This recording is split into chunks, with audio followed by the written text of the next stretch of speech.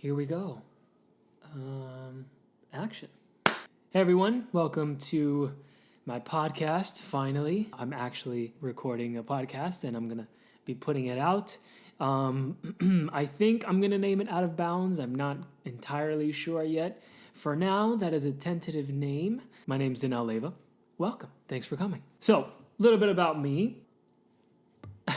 My name is Danell Leyva. I went to two Olympics for gymnastics. I competed for the United States. Now I'm acting out here in LA, also writing and a little bit of producing and other things. And now I'm doing this podcast because we're in quarantine, and that's about all I can do. So here we are. This podcast is going to be a lot about me, my story, my journey throughout my career as a gymnast, my journey right now as an actor. It's going to be about all of the great, beautiful highlights, but it's also going to be about all the very raunchy, very not so pretty highlights, that people don't normally talk about, because that's just kind of what I want to do. I just feel that my whole life, especially when I was competing, I was kind of trained to always talk about the good things. Even when things were bad, I was always supposed to be the one to be like, yeah, I just went out there and I did my best. And honestly, that's not real. That's not real life. So that's why I'm doing this podcast. This first episode, which might lead into a second episode, I honestly have no idea, because these podcasts are really only going to be about 15 minutes or so. That's not necessarily my choice as much as it is like YouTube, because I don't really have a lot of followers right now. I think I can only put a certain amount of time. So like the videos can only be, I think, like 11 to 15 minutes. I'm not entirely sure, but so that's what they're going to be. So I'm just going to talk, and I'm going to be talking about a lot of different things, and I'm probably going to bleed over the 15 minutes. And so I'm probably going to have to chop down these episodes into different episodes, But the good thing is that I'm going to be putting out 2 a week, so you won't have to wait for them that long. Yeah, like I said, I'm really going to be talking about everything, I know a lot of you guys are probably here tuning in because of my background as a gymnast, and, you want to hear about that, and I'm going to be talking about that, but I'm also going to be talking about the bad things that happened, not just to me as a gymnast and in the gym as an athlete, but also things that happened to me as an athlete, things that like I wasn't in control of, like the federation or, just different things. So yeah, I will be spilling all of the tea. Here we go, right? Here we go. I did a poll on Twitter and on Instagram about what you guys would prefer for me to talk about. If you guys wanted me to talk about either my journey to the Rio Olympics or how I got started into the sport. And everybody, well, not everybody, a good chunk of you wanted me to talk about how I got started. So for this week, that's what I'm going to be talking about, how I got started. And then maybe next week that or not. I don't know. So gross. This podcast, by the way, will have cuts. Originally, I didn't want to do any cuts. I just wanted to keep it very raw and very real. But because of the thing that I said earlier about how YouTube only allows you to have a certain amount, I'm going to have to cut it, right? So, all right, so here we go. How I got started. Let's start from the beginning. So, I mean, a lot of you know, a lot of you probably don't know that I was born in Cuba, and then I moved to Miami. Well, I didn't. My mom moved me and my sister when we were very young. I was a year and a half, and my sister was 11, 12 years old. She took us out of Cuba because it was a very, very hard situation for her, especially having a baby that had asthma, and Cuba was a country that didn't really have anything at that point, and it still doesn't, but that different story, different podcast. So we moved to this country. We were fortunate enough that my grandparents were here, and then now they were able to take us out of that country. And then I grew up in Miami, and then when I was about like 3, I saw these videos, right? I was watching these videos that my mom was watching, and it was like old gymnastics videos, but I didn't know what they were. And I was just entranced by these videos. And what I thought I was watching was just people flying on TV. Sorry about that. It was just people flying on TV. And I was like, I want to do that. That's what I want to do. I want to do that. And so I turned to my mom and I'm like, that's what I want to do. So she brought me into a gym. I did the class. I did the first class. And by the way, I have ADHD.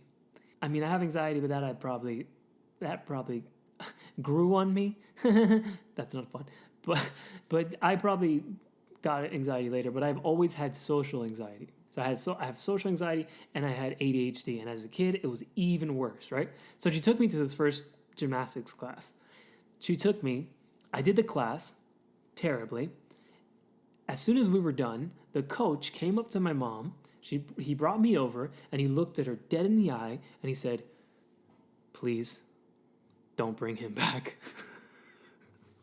I was like 3 years old. Of course. What an asshole. So yeah, so that happened. That was my first gymnastics class. And my roommate is over there sneezing. You're ruining my podcast with your sneeze. Sorry. I hope you heard that. So yeah, at that point, my stepdad, which by the way, that's going to be a good couple of episodes when I talk about my ex-stepdad. So that's a big tease for the future.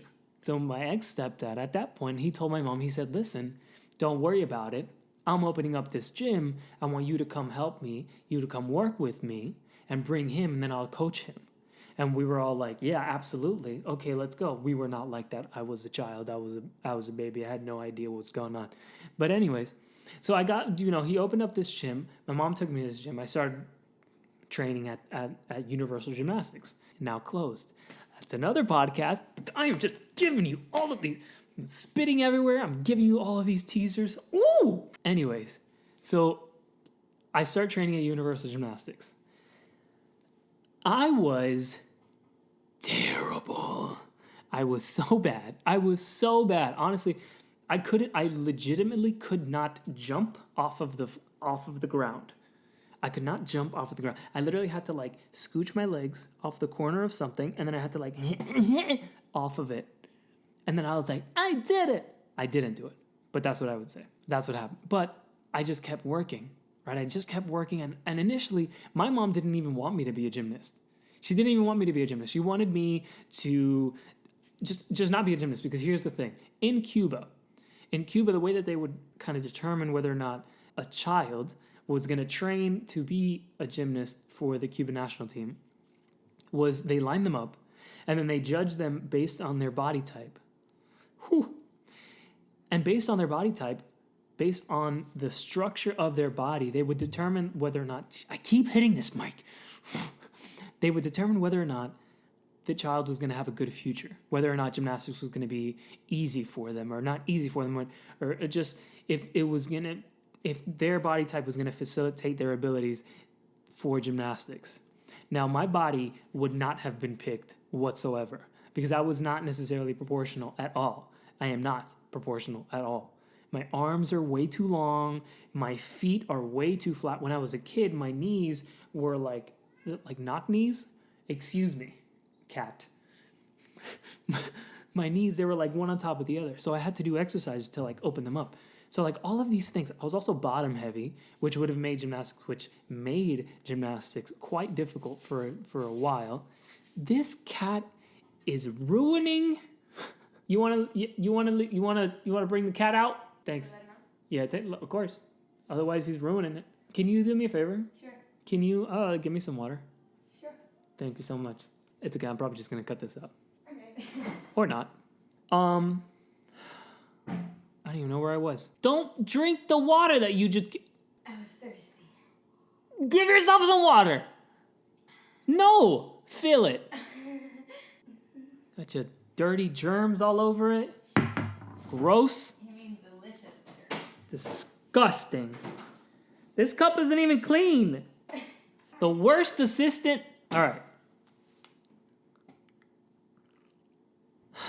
Where was I? My body type. There it was. My knees, there were knock knees, right? So I had to do exercises to separate them. And then on top of all of that, the fact that my body basically said, no, don't do this.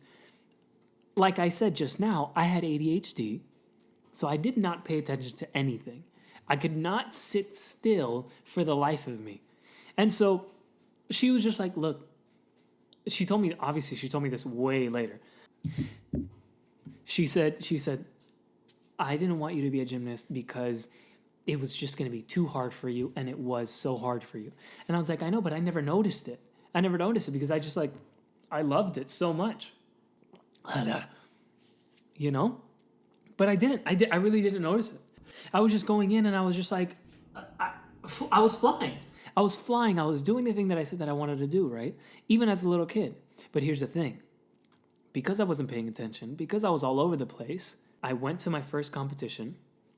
And when I went to my first competition, I saw all of my teammates go up and get called to get medals, get called to get medals, get called to get medals. And I was the only one who wasn't getting called.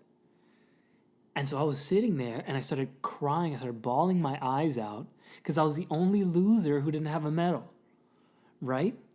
And I was there and I was crying and crying, crying. And finally, on the last event for high bar, they called my name for very last place. And so when I was done with that, when all of that happened, that I was still crying and I had my one medal and I saw all my teammates have all their other medals, my mom came up to me and she was trying to console me. But my stepdad, my ex-stepdad, he comes up to me and he says, you see, if you want to go up there and get medals like the rest of your teammates, you have to start working hard. You have to start paying attention. And honestly, as hard as that was to hear at that point, it really did flip a switch. It flipped a switch and I did start working hard. I did start paying attention. And the very next competition that I went to, it was not that great. I was doing really well. I was honestly doing really, really well. But what happened was, for some reason, they had a specific type of chalk that I was not used to. We were not used to, and it was just very soft. And as a little kid, you just feel soft chalk for the first time, and you're just like, whoa, what is this? And we just had our hands in it, and they also had like a full tank of chalk, like in a bucket. And like, imagine coming from like a homegrown gym, you know what I mean? A lot of you know exactly what I'm talking about, but like, you don't have a bucket filled with chalk. And it was like our big like first competition. So we were here, we just like dipping our hands in it and stuff like that. And it was like so soft. And we're like, oh my God, this chalk is awesome. What we didn't know is that chalk was kind of slippery. So I went up on high bar and I was doing my routine. And I used to do this it was like class 7, which in this case is level 4, I want to say. And I used to do this really big hop, like a really big hop. And I went and I did that tap swing, and on the back, I did the hop, but I slipped off and I did the hop. And so I slipped off and I came down full scorpion. I still remember to this day that like my chin was on the mat, and I remember seeing my 2 feet hit in front of me, and obviously I started crying. Whatever. I finished the competition. I keep hitting this microphone. Okay, so that happened. But after that, I went to these competitions and I started doing really well and I started getting really serious. And by the time I was like 7 years old, I started saying things like, I'm going to win the Olympics. I'm going to win the Olympics. And you know, my ex-stepdad, he kept trying to compare me to other people.